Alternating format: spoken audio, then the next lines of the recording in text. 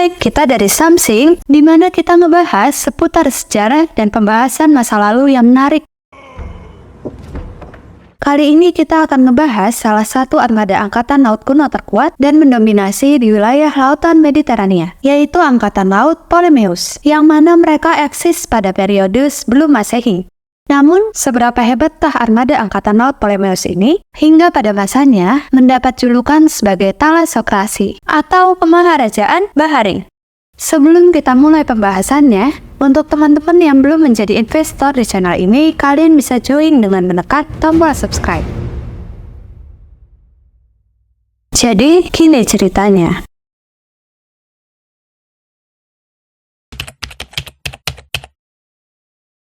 Angkatan Laut Ptolemeus adalah sebuah armada angkatan laut yang dibentuk sejak 330 sebelum Masehi oleh Jenderal Ptolemeus I ketika menguasai wilayah Mesir. Diketahui Angkatan Laut Ptolemeus memiliki kekuatan tempur yang sangat hebat, sehingga mempunyai pengaruh serta disegani di seluruh Mediterania Timur. Angkatan Laut Ptolemeus sering bertugas untuk mengamankan rute perdagangan di Mediterania, Laut Merah, dan Sungai Nil dari pembajak kapal. Selain itu, Angkatan Laut Ptolemeus juga melakukan misi ekspedisi untuk mengeksplor wilayah baru, di mana armada ini telah membantu pengembangan ilmu pengetahuan tentang geografis Yunani dan Romawi, tentang Arab dan anak benua India.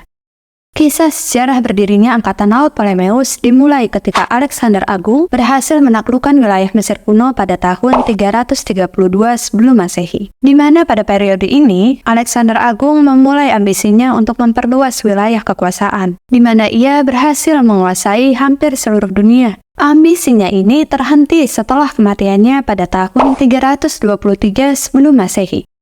Setelah kematiannya, wilayah kekuasaan dari Alexander Agung dibiarkan tanpa seorang pemimpin, di mana Alexander Agung memang secara resmi belum meresmikan seorang penerus. Oleh sebab itu, para jenderal komandan militer yang telah mengikuti Alexander Agung sebelumnya mulai saling bertarung untuk memperebutkan wilayah yang ditinggalkan sang kaisar. Peristiwa ini dikenal sebagai Perang Diadochi, yang berarti perang suksesi.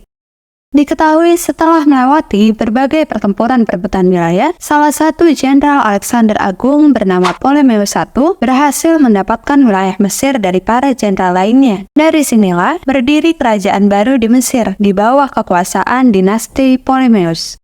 Walaupun Ptolemeus berhasil mendapatkan wilayah Mesir, akan tetapi pergolakan Perang Diadochi masih berlanjut. Demi mempertahankan wilayahnya dari para jenderal lainnya, Ptolemeus membentuk armada angkatan laut yang awalnya terdiri dari pasukan armada dengan jenis kapal trireme, yaitu sebuah jenis kapal laut kuno yang memiliki 3 baris dayung pada tiap sisinya, dengan satu dayung dipegang oleh satu orang. Setiap sisinya terdiri dari 25 buah dayung, yang mana pasukan ini sebelumnya ditinggalkan oleh Alexander sebelumnya di Mesir di bawah komando Laksaman Polemon. Setelah itu, ia juga menyerap pasukan dari armada Tiburn di Kyrene. Setelah ia berhasil mengalahkan armada itu pada tahun 324 sebelum Masehi di bawah komando Jenderal Makedonia, selanjutnya ia juga membuat aliansi dengan penguasa Siprus, sebuah kerajaan yang menguasai suatu pulau besar yang terletak di Laut Mediterania Timur, bagian utara Mesir. Di mana aliansi ini bertujuan untuk Ptolemeus dapat membangun kapal perang tambahan di wilayah Siprus.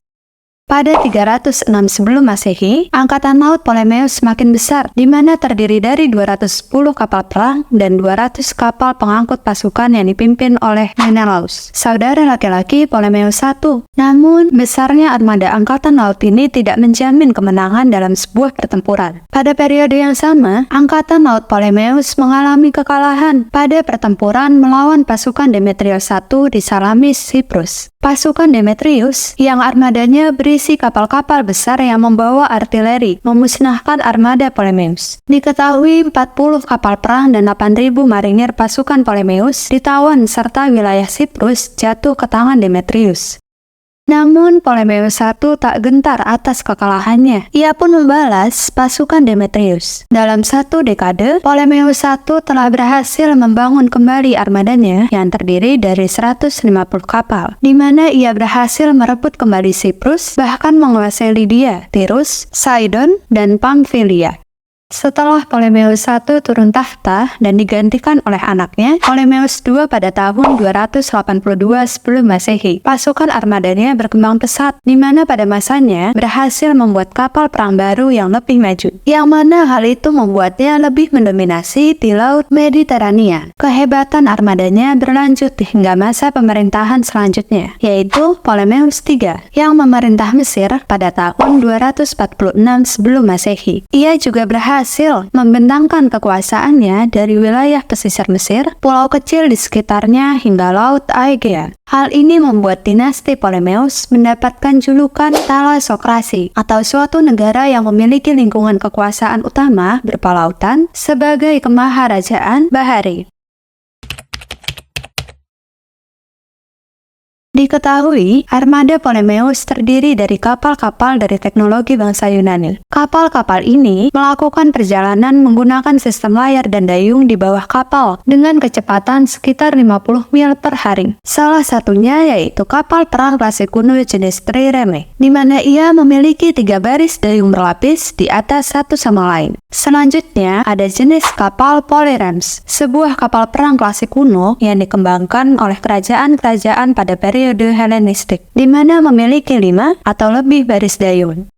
Namun, dinasti Ptolemeus berambisi untuk bisa membangun sebuah kapal perang dengan memiliki 20-40 baris dayung. Hal itu terwujud ketika masa pemerintahan Ptolemeus II yang dirancang oleh arsiteknya dari keluarga Pyrgotlas, yaitu putranya bernama Zeus, di mana diketahui keluarga Pyrgotlas terkenal sebagai keluarga seniman terpandang.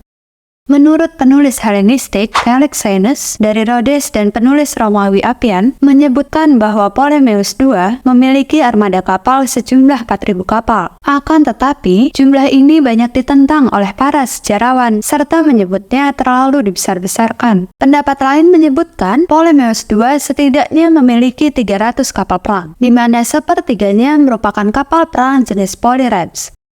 Diketahui, para insinyur Ptolemeus terus mendorong pembaruan dari teknologi perkapalan, dimulai dari membangun dan mengangkut artileri dan peralatan pengapungan, menyimpan air dengan aman, dan membangun pelabuhan.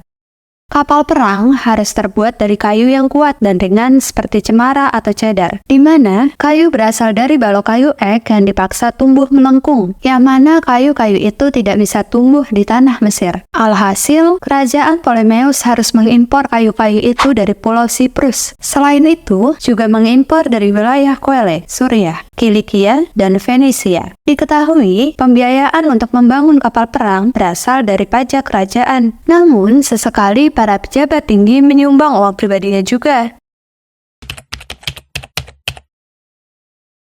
Menurut sejarawan Christe Fisher-Beaufort memperkirakan bahwa armada dari Ptolemeus mungkin telah mempekerjakan antara 45.000 dan 50.000 anggota awak di masa damai, serta jumlahnya meningkat dari 70.000 hingga 80.000 anggota awak kapal di masa perang, yang mana mayoritas awal kapal tersebut adalah pendayung, lalu diikuti pelaut dan marinir. Tugas marinir kuno adalah menyerang kapal musuh dengan proyektil, dan jika mungkin, berusaha menaikinya. Jumlah awak kapal sendiri bervariasi untuk setiap jenisnya. Kapal perang kuno trireme diketahui membutuhkan awak sekitar 170 pendayung dan 30 pelaut.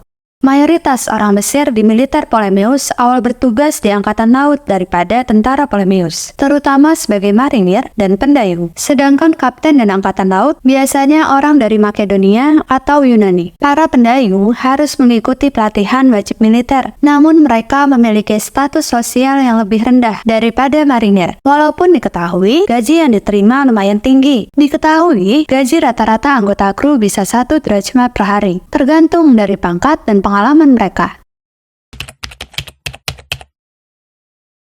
Pantai Laut Merah Mesir menjadi area sentra yang penting secara ekonomi, di mana sebagai gerbang jalur perdagangan laut dengan Afrika Timur, India, dan Arab. Hal ini juga menjadi ladang para bandit untuk mendapatkan keuntungan dari pembajakan kapal dan pelabuhan.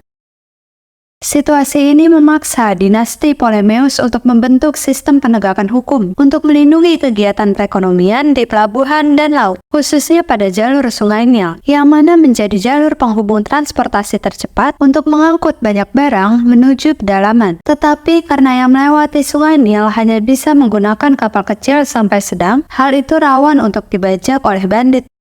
Pada periode pemerintahan dinasti Ptolemeus di Mesir, mereka mengangkat pejabat birokrat strategos dan epistrategos pada wilayah jalur perdagangan perairan, yaitu Laut Merah, Samudra Hindia, hingga Sungai Nil, di mana posisi itu setara dengan laksamana atau gubernur pengelola wilayah laut. Tugas dari strategos adalah melindungi lalu lintas diplomatik dan ekonomi di jalur perairan untuk perdagangan yang telah ditetapkan. Selain itu, armada Angkatan Laut Ptolemeus juga melakukan patroli di bawah arahan dari strategos. Namun menurut sejarawan Romawi Strabo, hal itu masih belum cukup, yang mana dinasti Ptolemeus menggunakan alternatif lain untuk menjaga jalur perdagangan di perairan, yaitu dengan membuat fakta kerjasama dengan para bajak laut yang memperbudak tawanan dari wilayah Seleukia di Mediterania Timur. Sebagai ganti membantu menjaga keamanan dari para pembajak kapal, mereka mendapatkan jaminan keamanan hukum oleh Angkatan Laut Ptolemeus. Selain untuk kebutuhan peperangan dan keamanan jalur, Angkatan Laut Ptolemeus juga sering melakukan tugas ekspedisi untuk eksplorasi ke wilayah baru. Tujuan dari ekspedisi ini adalah untuk menemukan sumber kekayaan baru atau bahan perang untuk negara Ptolemeus. Selain itu, laporan mereka sangat berguna bagi ahli geografi Yunani dan Romawi untuk mengembangkan ilmu pengetahuan tentang pelayaran. Di bawah masa pemerintahan Ptolemeus II, terdapat perintah untuk melakukan ekspedisi menemukan sumber gajah perang dan mengintai rute perdagangan kepada Angkatan Laut Ptolemeus. Diketahui, tugas itu dilaksanakan oleh dua laksamana. Yang pertama, Laksamana Ariston yang menjelajahi sepanjang pantai Arab. Yang kedua oleh Laksamana Satiros ke sepanjang pantai Laut Merah Mesir, di mana nantinya Laksamana Satiros menemukan wilayah baru serta mendirikan sebuah kota yang dinamai Philotera, yang dinamai salah satu saudara perempuan Ptolemeus II. Gimana kelanjutan kisah dari Angkatan Laut Ptolemeus? Akan kita bahas di video selanjutnya, di mana kita akan mengkaji lebih dalam tentang Alexander Agung dan mimpinya dalam menaklukkan dunia. Sampai jumpa kembali pada kesempatan selanjutnya. See you next time!